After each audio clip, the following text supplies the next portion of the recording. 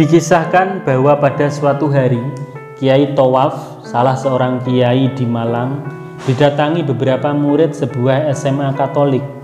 Mereka bermaksud meminta doa untuk menghadapi ujian akhir, agar diberi kemudahan dalam mengerjakan soal-soal ujian sehingga mereka dapat lulus dengan nilai baik.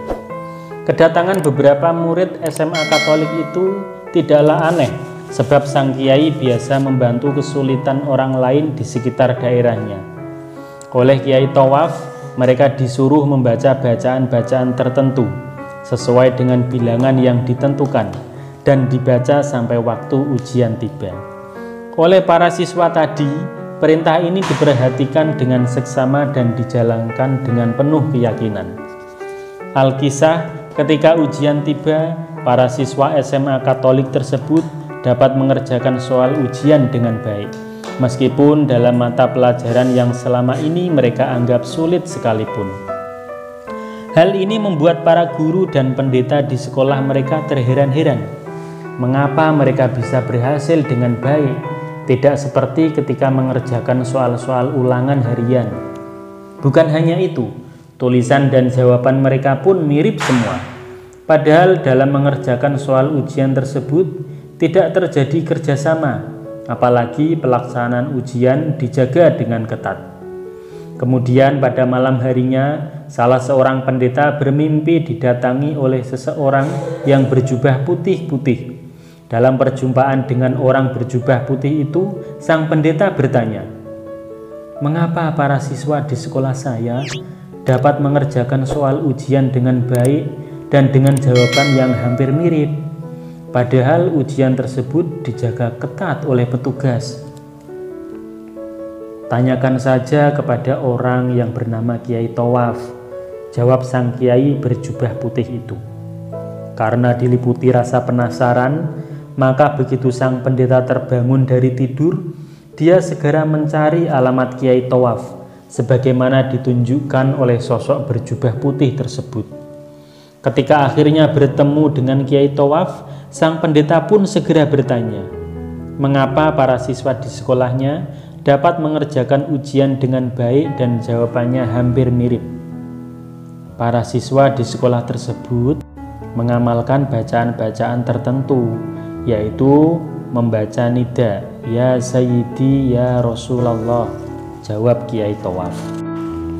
Sang pendeta pun merasa heran dengan jawaban itu dan bermaksud ikut mengamalkan ajaran tersebut.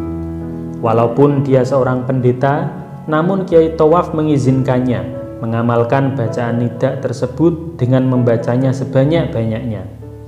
Kiai Tawaf menunjukkan bahwa bacaan sholawat tersebut adalah ciptaan Kiai Abdul Majid Ma'ruf Gedonglo Kediri. Setelah sang pendeta mengamalkan amalan itu, beberapa hari kemudian dia minta diantar untuk bertemu dengan kiai yang menciptakan bacaan sholawat tersebut.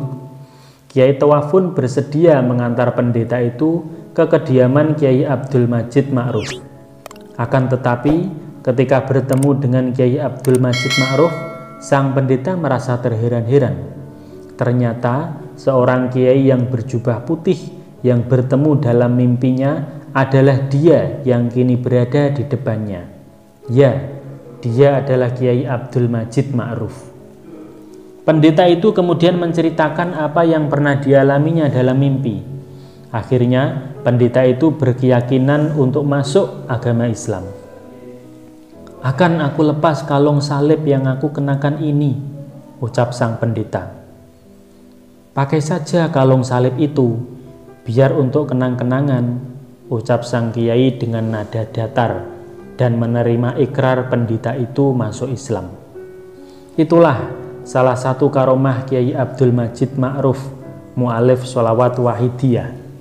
Kiai Haji Abdul Majid Ma'ruf lahir pada tahun 1920 Masehi dan wafat pada hari Selasa Wage tanggal 29 Rajab tahun 1409 Hijriah, bertepatan dengan 7 Maret 1989 Masehi di Gedonglo Kediri. Dia adalah pendiri sebuah tarekat yang cukup banyak pengikutnya dan berpusat di Gedonglo Kediri, yakni Tarekat Wahidiyah.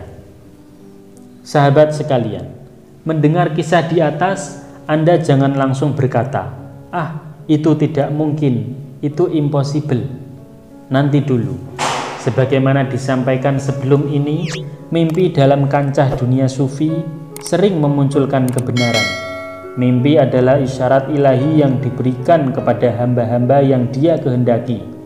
Sepertinya memang irasional, namun sebagai alam bawah sadar seorang, memang bisa dibenarkan jika mimpi menjadi petunjuk yang benar.